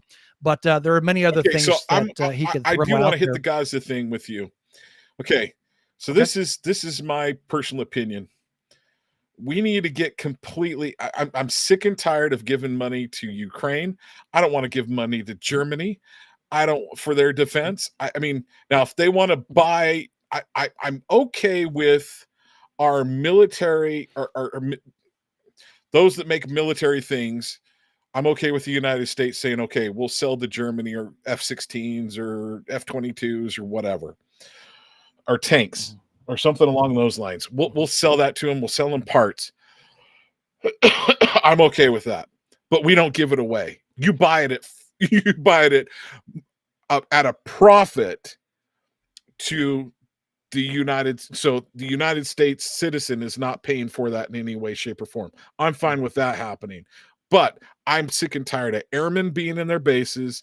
I want us within, not necessarily I don't want them within the US, but I do want them within United States territories. I want our soldiers brought back in, and then just you say you're done. So when it comes to Gaza, I have to be consistent on that. Mm-hmm. I need to say my point is, Israel, take care of your business. Israel, you stood down on October 7th. And Netanyahu knew that was coming. Yes, he did, and did nothing. That was their own little 9/11 allowed to happen so they could go and carry out their operation. Yeah. And they did it exactly what they did. Now, I'm going to say to the Hamas individuals that carried it out, you're bad actors. You're bad dudes. But the bottom line is, I say to Gaza, what I would do if I was President Trump is say, listen, I think you're doing way too much, but I'm not supporting you. So you choose what you're going to do. That's great to do. But you know what? I do believe, and I've said this many, many years ago, and I still continue to stand by it. There's a major blackmail operation going on with everybody in the Oval Office, if you're a president, with our Congress. Marjorie Taylor Greene and Thomas Massey came out and pretty much spelled it out how powerful AIPAC is as a union to buy off these people for future legislation or whatever they're going to pass a bill to benefit Israel. They completely own our Congress. There's very few that don't. As a matter of fact, now that she brought that out, she's on the target list along with Massey here to be eliminated, pushed out of their offices. They told the truth. How powerful the Jewish lobby is here. And I couldn't agree with you more. I'd like to say cut the apron string, cut the umbilical cord. I don't like the idea that we are weapons manufacturers and that's our big business to keep our economy afloat. We sell weapons to everybody. That only keeps the world unstable and a threat. And then, of course, they do that for a reason because there's money in war, not much in peace, John. So anytime there's a skirmish, a problem, they can simply say, well, go in and clean it all up.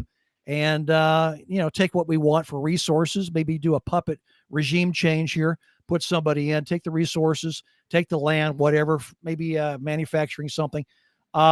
They benefit in some way. So I'm a little tired of this. Eisenhower warned us of the military industrial complex. And then behind him came General Smedley Butler to say war is a racket. And it is a racket. He also warned us about the scientific industrial complex as well. Right. There you go. So it wasn't just the military industrial complex. It was a scientific industrial complex as well. He warned us about that. Yeah. Well, if I can tell your listeners, you want to learn something about really what's going on in Ukraine, Russia, or anything in the Middle East. He's one of the smartest guys out there.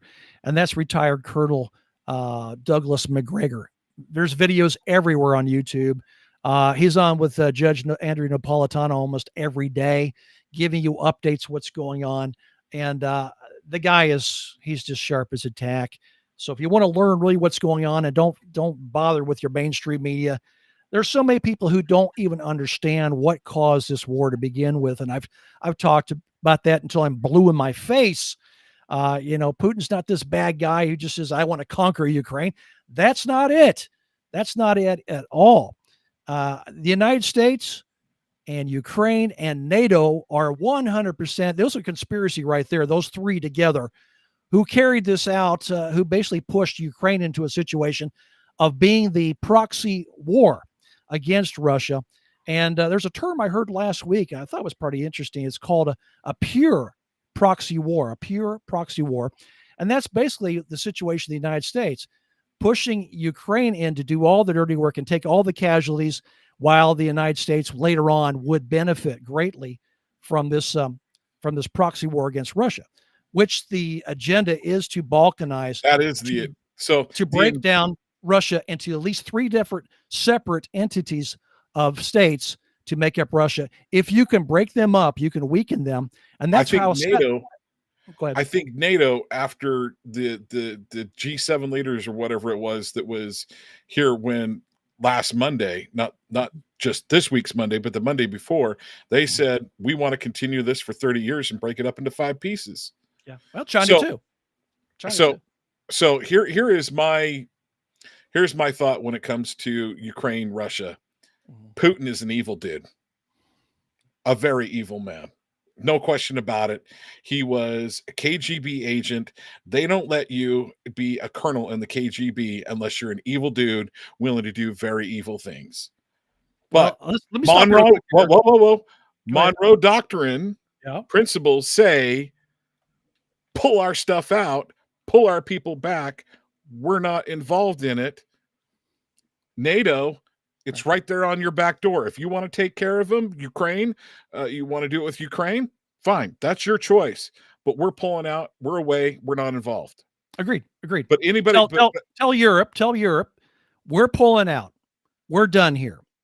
That's what he should do. We're pulling out. We're done. Pull all your people back. We have personnel on the grounds. They're actually instructing, trying to teach Ukrainians how to actually kill Russians. So we're pulling out.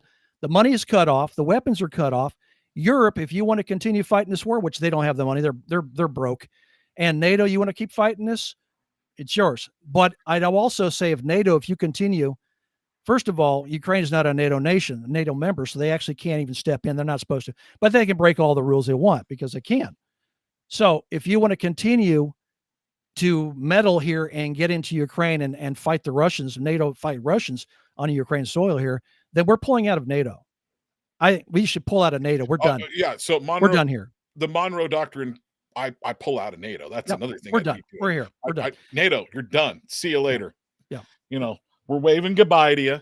Yep. You know, but the Minsk agreement was actually violated by the United States, NATO, and Ukraine, and which meant that Ukraine could not be a NATO member, could never benefit from NATO.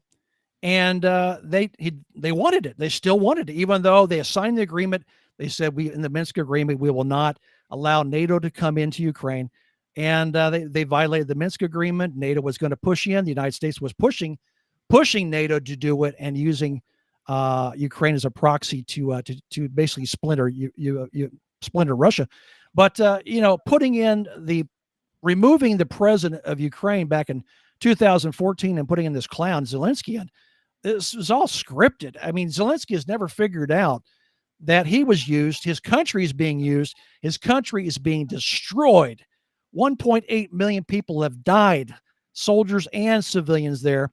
You're getting a country now of little girls, old men, and old ladies. You are killing off your population here. And he's on a suicide mission because he says we will not give anything.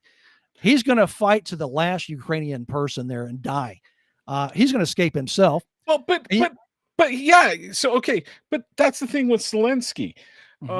And, you know, bottom line is he's getting billions, probably billions, probably billions, 8 to 10 billion. The CIA said to Donald Trump, and he actually told Zelensky, you've stolen $8 to $10 billion of the aid we sent you. Where did it go? He stole it.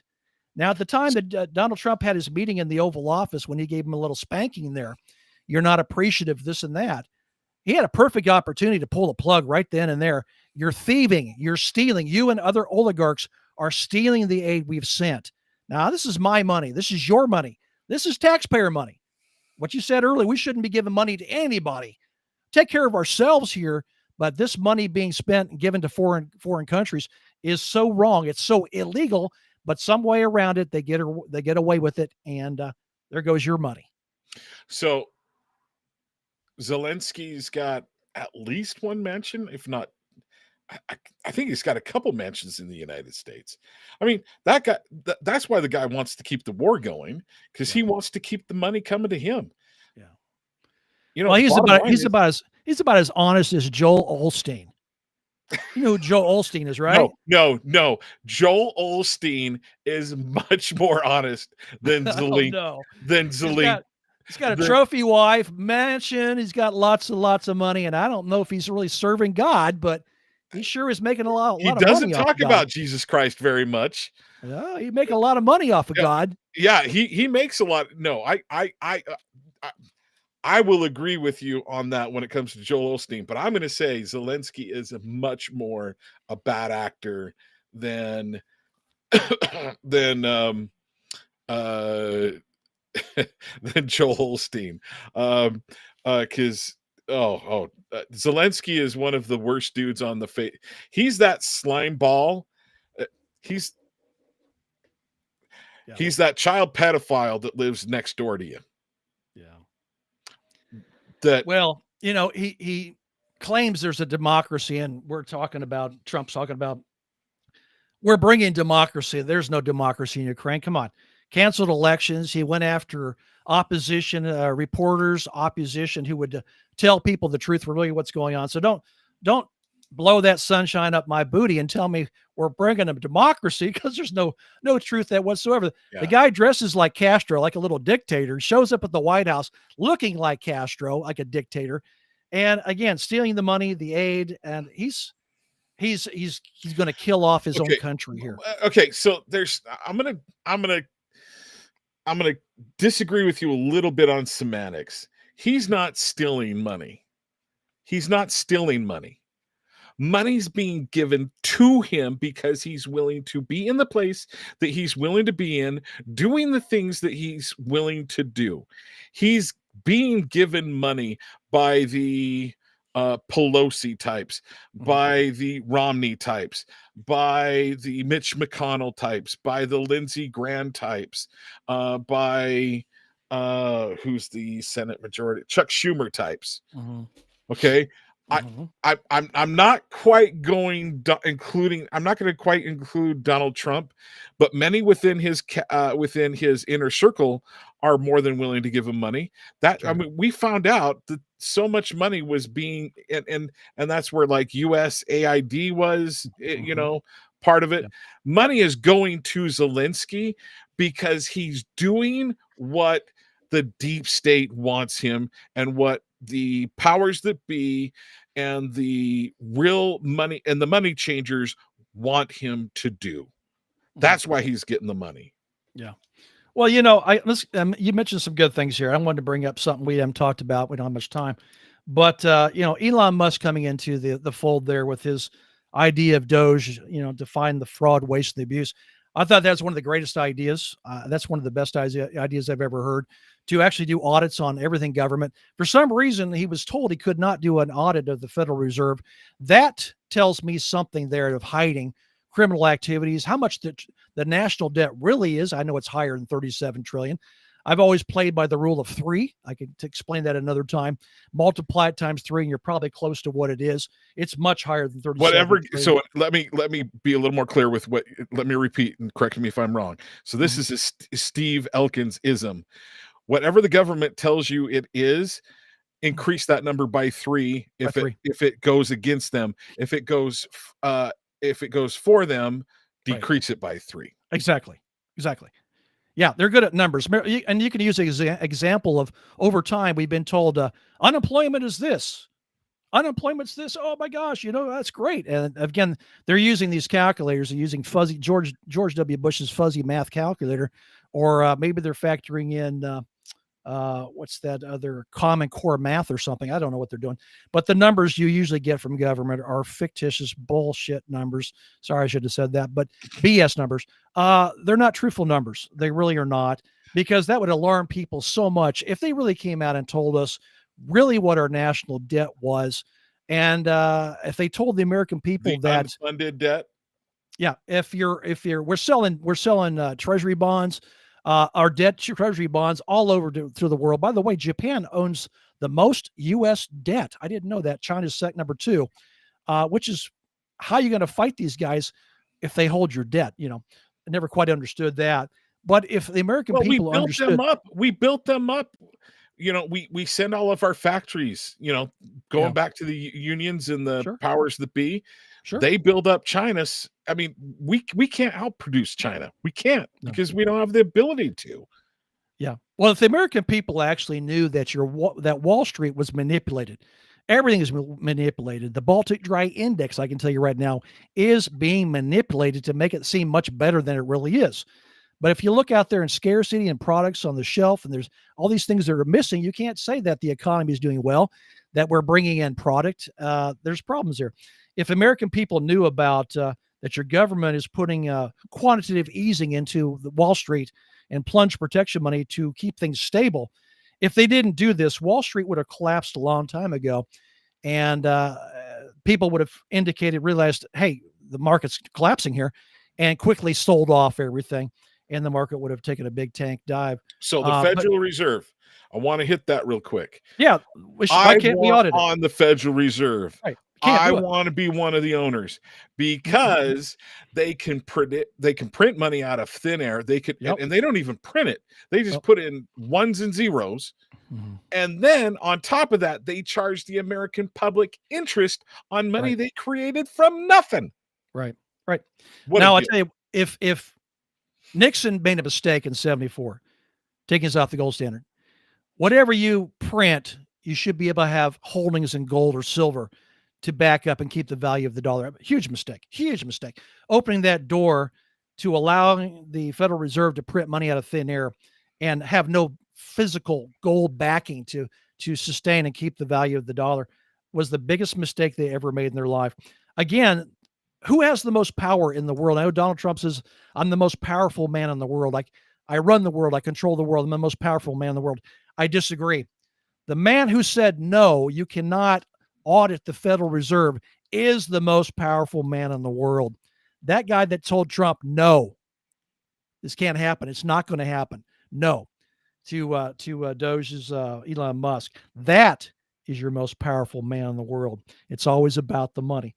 Now, if this Doge money that was found, which is probably about $500 million, 500 billion. No, well, I can't remember offhand numbers. But was that money actually taken to pay down the debt, the national debt? Was it used for infrastructure for the country? No. It actually went over to the Department of Defense. So I'm not keen and happy about finding the fraud, waste, and abuse money, taking it away, and then shoving it over into our Department of Defense. I'm not keen to that. I would like to see us, as Donald Trump promised to be, working for world peace, working with other world leaders, fair trade. I'm all for those things. Talking with other individuals. War is a failure in diplomacy, John. War is a lack of communication. It is a failure in diplomacy, and I would like to see us come back to being a country where we kind of mind our own business. I won't quite go all the way with you there.